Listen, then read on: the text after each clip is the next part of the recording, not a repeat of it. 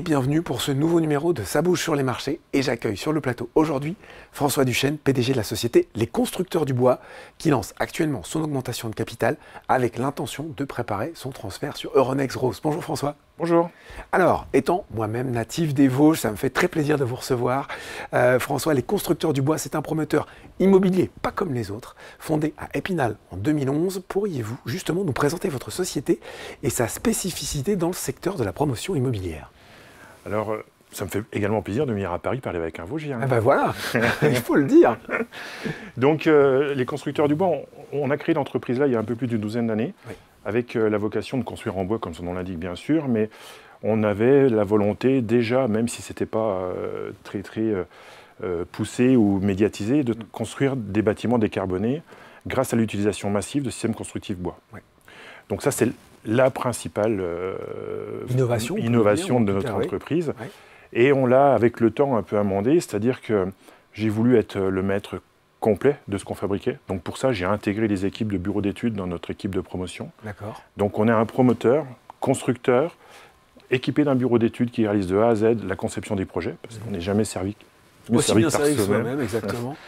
Et avec une capacité intéressante, parce qu'il faut quand même rappeler qu'une des écoles d'ingénieurs du bois en France, il y en a deux, elle est située à Épinal, et bien sûr j'en suis issu, et on se source régulièrement en jeune main-d'œuvre. Voilà, c'est ça, les talents sont là aussi. Les talents sont là, la filière est là, c'est également une des vocations, et certainement pourquoi on est installé à Épinal. On travaille effectivement sur le massif vosgien, qui est un des plus beaux massifs de bois d'œuvre, donc le bois d'œuvre c'est pour la construction, ce qui nous permet de travailler sur un circuit court, sur notre principale matière première dans nos constructions.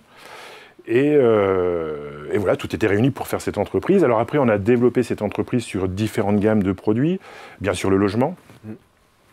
Mais le logement, ça ne suffit pas dans certains cas, puisqu'on a aussi commencé à travailler sur des écoquartiers, qui est aujourd'hui un peu nos produits phares. D'accord. Et c'est dans l'air du temps, c'est-à-dire qu'on sait travailler sur des friches industrielles ou commerciaux, oui, ou commerciales. Et on rebâtit des quartiers, qu'on appelle nous des éco-cities, donc c'est l'éco-quartier by LCB, les Constructeurs du Bois.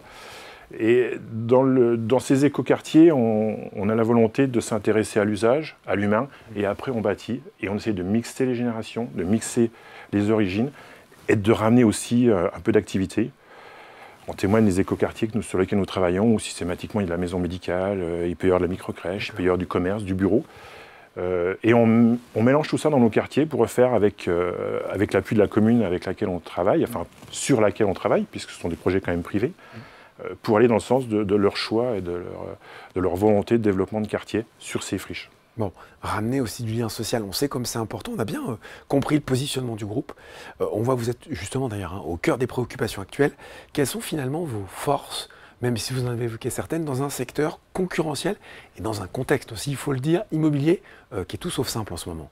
Alors, c'est vrai, c'est compliqué aujourd'hui dans l'immobilier, mais j'aurais tendance à dire que pour nous, on le ressent totalement différemment, dans le sens où on était déjà sur la ville de demain. Oui. Et c'était plus compliqué de travailler avant qu'aujourd'hui, à la limite, pour nous, parce qu'aujourd'hui, les produits qu'on sort, ils sont très demandés, ils correspondent vraiment à cette ville du futur, oui, avec la notion de décarboner. Il faut rappeler que le bâtiment, c'est quand même 30% des émissions de carbone en France. Et quand nous, on bâtit avec 2 fois moins d'émissions que les autres bâtiments. Donc, on contribue, on a un effort quand même très intéressant sur la décarbonation. Donc, premier avantage, malgré cette morosité, on est en avance sur le bâtiment. Donc, ce qui fait que quand on a des projets, ils se vendent quand même. Et on a quand même remarqué un resserrement de l'acheteur individuel, mais ça, c'est pour tout le monde. Par contre, on avait des partenariats, on avait toujours travaillé avec l'univers pro, ça représente à peu près 30% de notre chiffre d'affaires. On vient d'inaugurer un lycée, on va faire le siège social d'un groupe. Et on travaille essentiellement en ce moment en vente en bloc sur des donneurs d'ordre nationaux qui sont contents d'acheter nos produits parce que ça correspond aussi à leur cahier des charges. Ils ont également une obligation de décarboner leur parc immobilier. Oui. Il faut reconnaître, on est peu nombreux à avoir cette offre sur le marché, à avoir cette capacité. Je vous disais, ça fait 12 ans qu'on fait ça. Oui. On a des références, on le démontre, et puis on a intégré tout ça chez nous avec une équipe pluridisciplinaire qui va de la prise de projet jusqu'à la livraison. Bon, on est sur Boursorama, forcément il faut qu'on parle un petit peu des chiffres. Aujourd'hui, quels sont les grands chiffres d'activité des Constructeurs du Bois? Alors, on continue notre ascension. Donc, On a effectivement fait coter l'entreprise en 2020 parce qu'on avait cette prévision déjà de développement, on avait la volonté de s'afficher, de se faire connaître. Et le biais financier, le biais de la bourse, c'était pour nous un choix assez intéressant. Aujourd'hui, on continue dans cet élan-là, avec cet affichage qui nous amène quand même une capacité à développer nos affaires. On est passé de 8 millions d'euros pour l'introduction en bourse. Cette année, on va clôturer quasiment entre 15 et 16 millions d'euros. Ça, c'est en chiffre d'affaires. En chiffre d'affaires. Nos objectifs 2025, qu'on a toujours affichés à 30 millions d'euros, sont plutôt de l'ordre de 35 aujourd'hui. D'accord. Donc on a cette force et cette volonté d'aller sur la bourse toujours pour s'afficher, pour continuer et puis pour nous aider à construire nos bases financières, parce que c'est aussi un peu le sujet. Et voilà, cette volonté d'aller sur la bourse pour continuer à croître. On en vient justement à cette augmentation de capital. Aujourd'hui, on l'a dit, vous êtes coté sur Euronext Access et vous voulez donc réaliser cette augmentation de capital avec l'intention de vous transférer à terme sur Euronext Growth.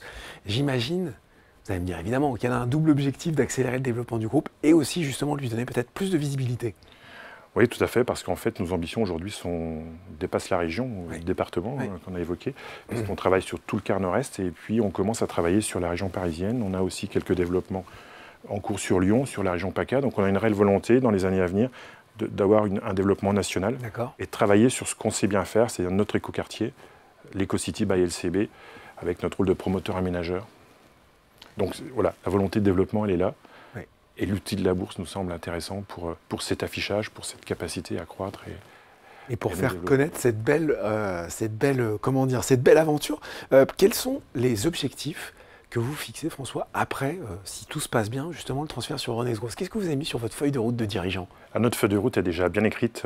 On reste sur un marché difficile, mais nous sommes sur un segment porteur avec 3 points importants pour nous en 2024. Le premier...